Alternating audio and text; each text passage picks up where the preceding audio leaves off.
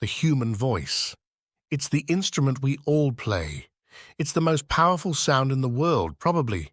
It's the only one that can start a war or say, "I love you." And yet many people have the experience that when they speak, people don't listen to them. And why is that? How can we speak powerfully to make change in the world? What I'd like to suggest, there are a number of habits that we need to move away from. I've assembled for your pleasure here 7 deadly sins of speaking. I'm not pretending this is an exhaustive list, but these 7, I think, are pretty large habits that we can all fall into.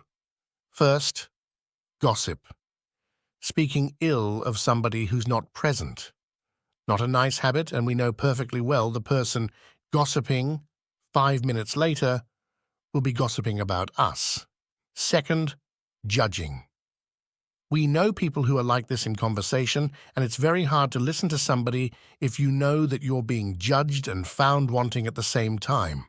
Third, negativity. You can fall into this. My mother, in the last years of her life, became very negative, and it's hard to listen.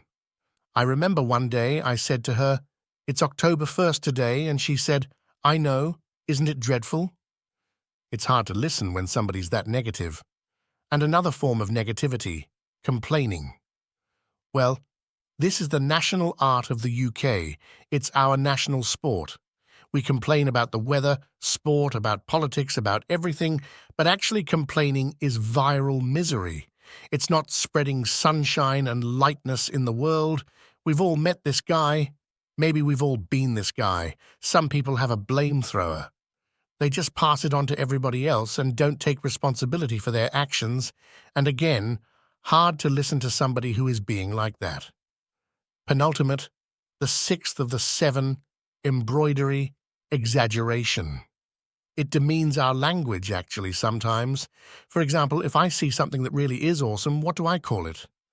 And then, of course, this exaggeration becomes lying, and we don't want to listen to people we know are lying to us.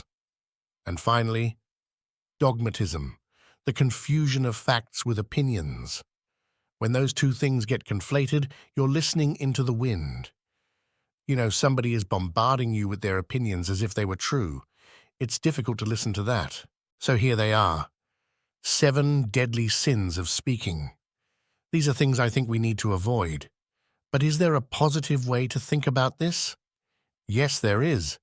I'd like to suggest that there are 4 really powerful cornerstones, foundations that we can stand on if we want our speech to be powerful and to make change in the world.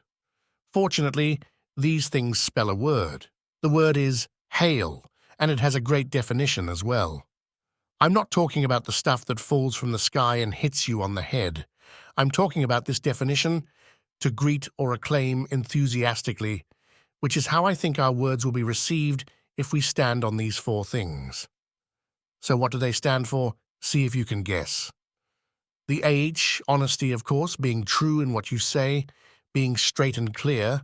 The A is authenticity, just being yourself.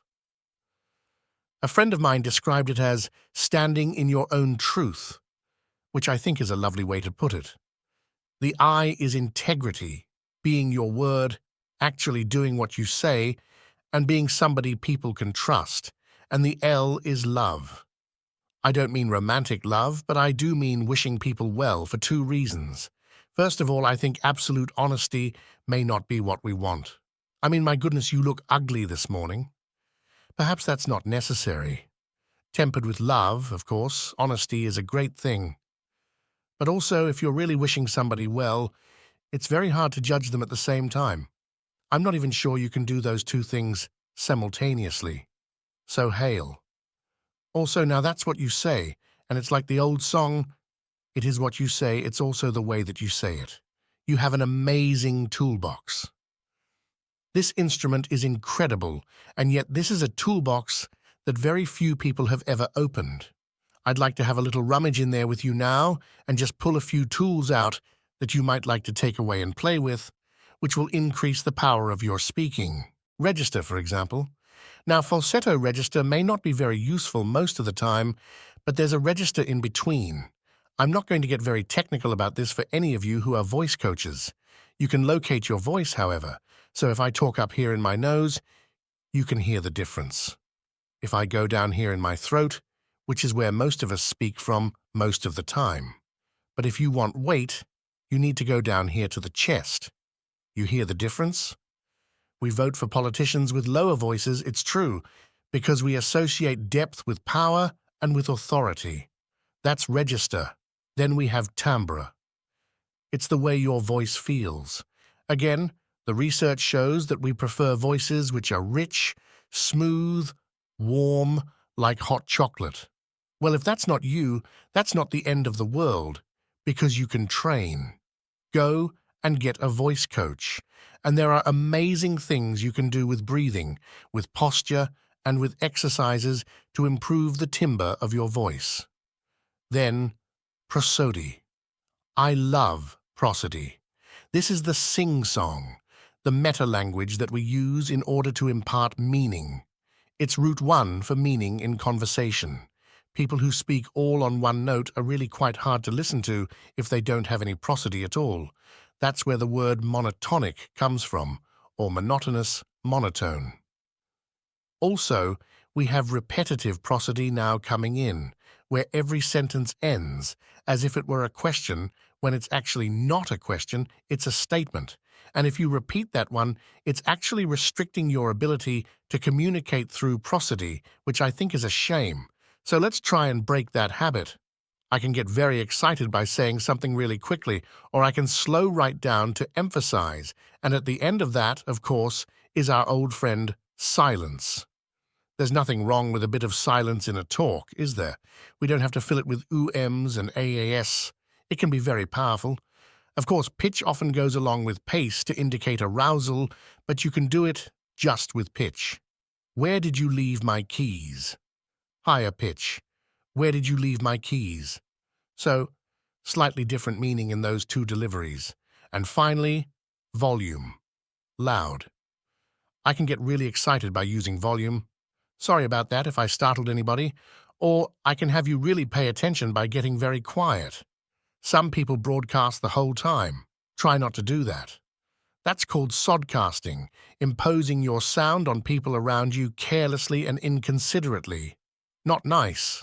Of course, where this all comes into play most of all is when you've got something really important to do. It might be standing on a stage like this and giving a talk to people. It might be proposing marriage, asking for a raise, a wedding speech.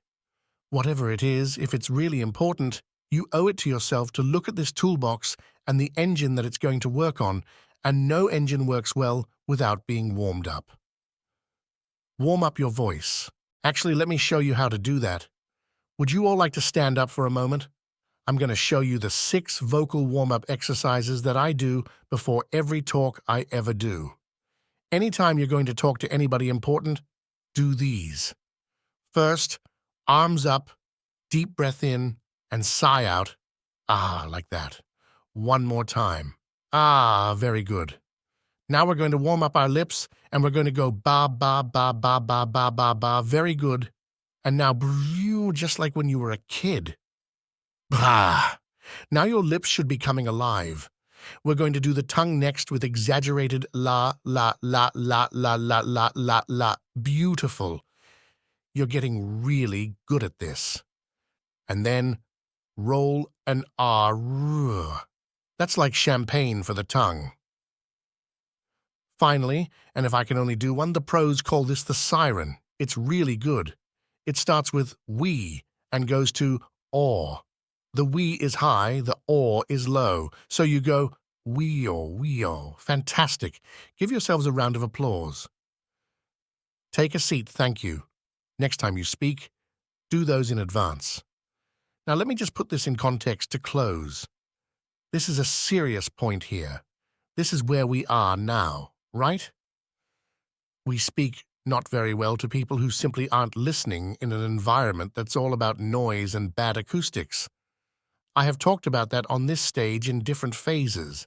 What would the world be like if we were speaking powerfully to people who were listening consciously in environments which were actually fit for purpose? Or to make that a bit larger, what would the world be like if we were creating sound consciously and consuming sound consciously and designing all our environments consciously for sound? That would be a world that does sound beautiful, and one where understanding would be the norm. And that is an idea worth spreading.